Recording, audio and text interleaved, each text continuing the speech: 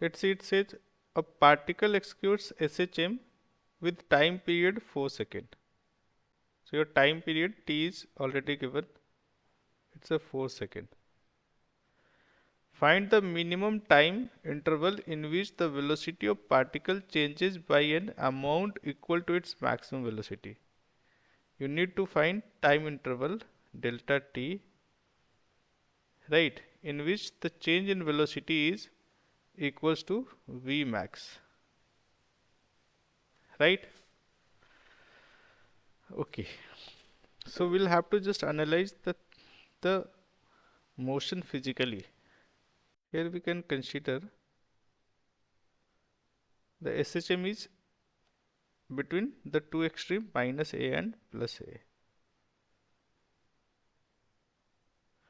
We already know the maximum velocity is at mean position. Let's say this velocity is V naught, right? And at the two extreme points the velocity is 0, right? And V is V naught at the mean position. So can you say in what time interval the velocity is going to change by an amount of V naught? V max means we want in what interval or in what positions the velocity is going to change from by an amount of V naught. So there might be two different conditions or two different cases in fact. Either the particle is going from extreme position to mean position, right? If the particle goes from the extreme to mean or mean to extreme, the change in velocity is by an amount of V naught, right? Na? It will go from 0 to V naught, the change would be V naught. Or if it is going from V naught to 0, again we can say the change in velocity is V naught. And the time period is already mentioned, it's 4 seconds, sorry. So in a quarter oscillation means when it goes from mean to extreme, it will take 1/4 time, T by 4.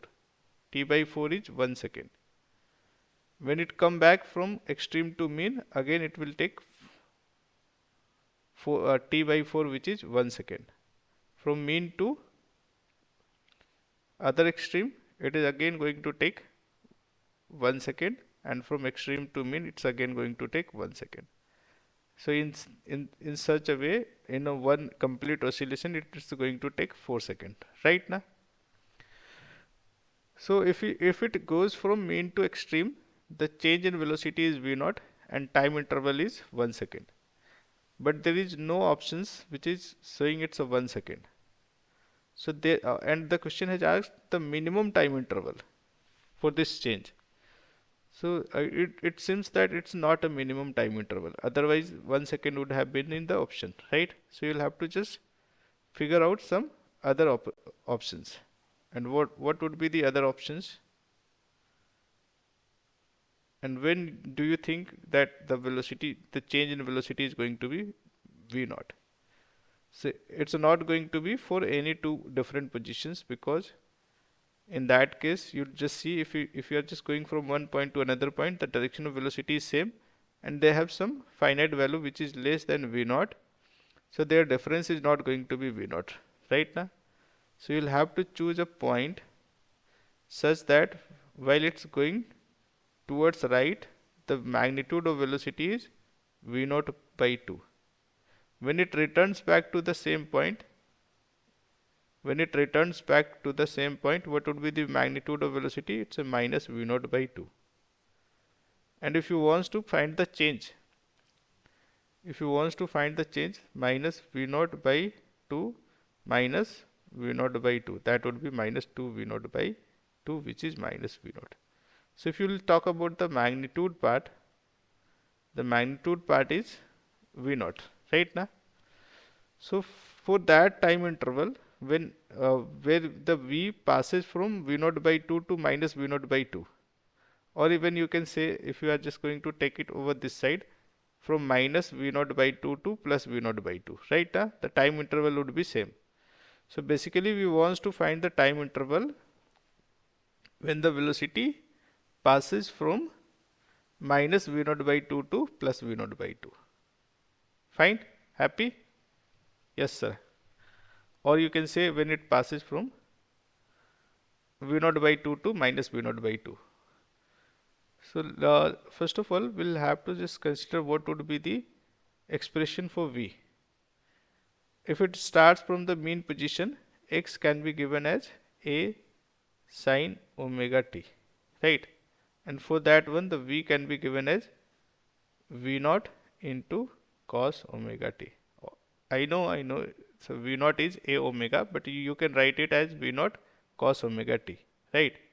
So we are saying the V1 at time t1, the V is V naught by 2, right? So let's say it's a V naught by 2 at t equals to t1, correct? And again it's a minus V naught by 2 at time t2, right? So here you could just see the cos omega t1 is going to be 1 by 2. So cos omega t1 is 1 by 2. When it is 1 by 2, when omega t1 is pi by 3. Do you know this one? At 60 degree, the cos 60 is 1 by 2. Fine. Similarly, here you could just see, if you will just cancel out this V naught, cos omega t2 is minus 1 by 2. So that implies that your omega t2 is 2 pi by 3.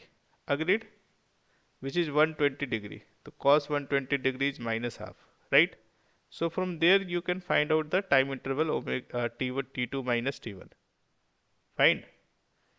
So let's find omega t2 minus omega t1 is going to be equals to 2 pi by 3 minus pi by 3 is pi by 3 only. Correct? If you'll just take out the omega common, I need this space. So I will have to just wrap out something.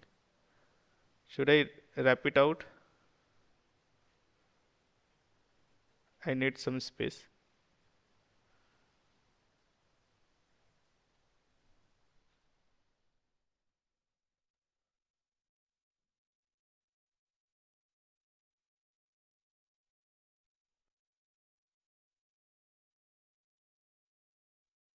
Could you see now? If we'll take omega common, it's t2 minus t1 is equals to pi by 3. And we know omega is 2 pi by t. Time period is already mentioned, it's 4.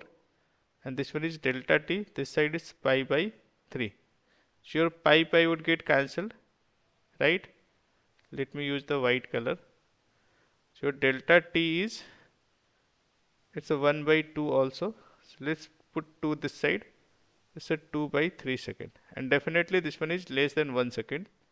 So this one would be the minimum time in which the change in velocity is, your change in velocity is V naught, which is the maximum change in velocity, right? So the correct option is option A. So is it clear now, students?